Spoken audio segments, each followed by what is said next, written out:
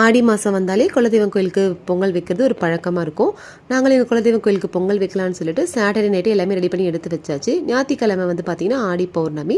So காலையிலே வீட்டில் சாமி கும்பிட்டுட்டு கிளம்புன்னு சொல்லிட்டு வெறும் பிரசாதமாக நான் பாயசம் மட்டும் பண்ணேன். கூட ஃப்ரூட்ஸ் எல்லாம் வச்சு சாமி கும்பிட்டுட்டு காலையில் ஒரு 6:30 போல் வீட்டிலேருந்து கிளம்பிட்டோம். நியர்பை ஒரு கோயிலில் போய் சாமி மட்டும் கும்பிட்டுட்டு அப்படியே ட்ராவல் பண்ணி வர ஆரம்பிச்சிட்டோம். எங்களோட குலதெய்வம் கோயில் வந்து பார்த்திங்கன்னா திருவண்ணாமலை மாவட்டம் கிட்ட இருக்குது. அதனால் வந்துட்டு ஒரு 8:30 போல் நாங்கள் ஒரு ஆற்காடு கிட்ட ரீச் ஆகிட்டு ஒரு டிஃபன் மட்டும் சாப்பிட்டுட்டு ஒரு 10:30 போல் எங்களோட குலதெய்வம் கோயில்கிட்ட வந்துட்டோம். கோயிலுக்கு வந்ததும் வந்து பார்த்திங்கன்னா அந்த பொங்கல் வைக்கிற இடத்துல க்ளீன் பண்ணிவிட்டு பொங்கல் வைக்க ஸ்டார்ட் பண்ணிட்டோம்.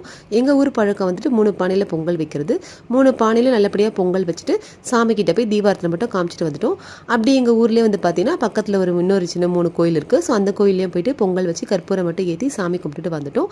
எங்கள் வீட்டுக்கு வந்து ரீச் ஆகிறதுக்கு வந்து பார்த்திங்கன்னா ஒரு 4:30 மேலே ஆகிடுச்சு. பைக்கில் தான் போயிட்டு வந்தோம். வீட்டுக்கு வந்ததுமே வந்துட்டு சாமிக்கிட்ட வச்ச பொங்கல்லாம் வந்து திருப்பி விளக்கேற்றி தீபாரத்தனை காமிச்சு சாமி கும்பிட்டு முடிச்சாச்சு.